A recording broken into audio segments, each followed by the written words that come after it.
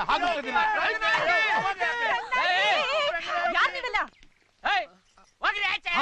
ಬಾಯಿ ನೀಚ. ಅಕ್ಕ ಹಾಯ್, ಎಲ್ಲ ಚೆನ್ನಾಗಿದ್ದೀರಾ? ರಂಗು, ನೀನಿಲ್ಲ ಅಂತ ಒಂದು ಶೋನು ಹೌಸ್ಫುಲ್ ಆಗ್ಲಿಲ್ಲ. ಅವ್ನ್ ಬಾಯಿ ಮಣ್ಣಾಕ ಆ ನಾಟಕದ ಕಂಪ್ನಿ ಓನರು ನೀನಿಲ್ಲ ಅನ್ಬಿಟ್ಟು ನಮ್ಮನ್ನೆಲ್ಲ ಹೊರಗಡೆ ಹಾಕ್ಬಿಟ್ಟ. ನೀವಾ?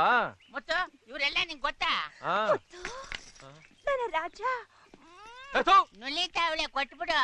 ಏನ್ನ ಇಲ್ಲೂ ನಾಟಕ ಆಡಕ್ ಬಂದ್ಬಿಟ್ರಾ? ಅದು ಹಾಗಲ್ಲ ನನ್ನ ರಾಜ. ಅಣ್ಣ, ಈ ರಂಗನಾಯಕಿ ಇಲ್ಲದೆ ನಾಟಕ ಆಡುವುದಕ್ಕೆ ಆಗ್ತಾ ಇಲ್ಲ.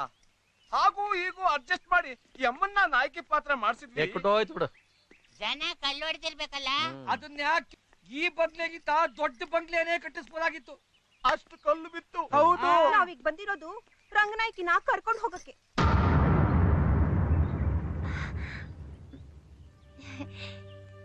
ನಿಮ್ಮನ್ನೇ ನಂಬ್ಕೊಂಡು ಎಷ್ಟೋ ಜನ ಬಾಡಿ ಬದುಕ್ತಾ ಇದ್ದಾರೆ. ಬಂದಿರೋದು ಇವರು 5 ಜನ. ನೀವು ದೊಡ್ಡ ಮನಸ್ಸು ಮಾಡಿ ಇವ್ರ ಕೆಲಸ ಕೊಟ್ರೆ ಪಾಪ ಇವರು ಬದುಕೋತಾರೆ. ರಂಗನಾಯಕಿ, ನನಗೆ ನಾಟಕದವ್ರು ಹೋದ್ರೆ ಎಷ್ಟು ಗೌರವ ಇದೆ ಅಂತ ನಿನ್ ಗೊತ್ತಿದೆ. ಕೃಷ್ಣ, ಇವ್ರುಗಳೆಲ್ಲ ಏನೇನು ಕೆಲಸ ಮಾಡ್ಬೇಕು ಅಂತ ತಿಳಿಸು. ಹಾಗೆ ನಿಮ್ಮ ಜೊತೆಲೆ ಇವರು ಇರೋದಕ್ಕೆ ವ್ಯವಸ್ಥೆ ಮಾಡು. ಆಯ್ತು ಸಾವ್ಕಾರ್ರೆ.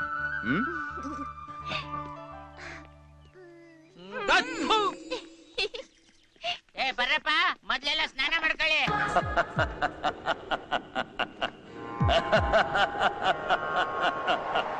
ಜೀವನಾನೇ ಒಂದು ನಾಟಕ. ನಾವೆಲ್ಲ ಅವರ ಪಾತ್ರಧಾರಿಗಳು ಅಷ್ಟೇ. ಅವನ ಆಡಿಸ್ತಾನೆ, ನಾವು ಆಡ್ತೀವಿ. ನಡೀಲಿ ನಡೀಲಿ.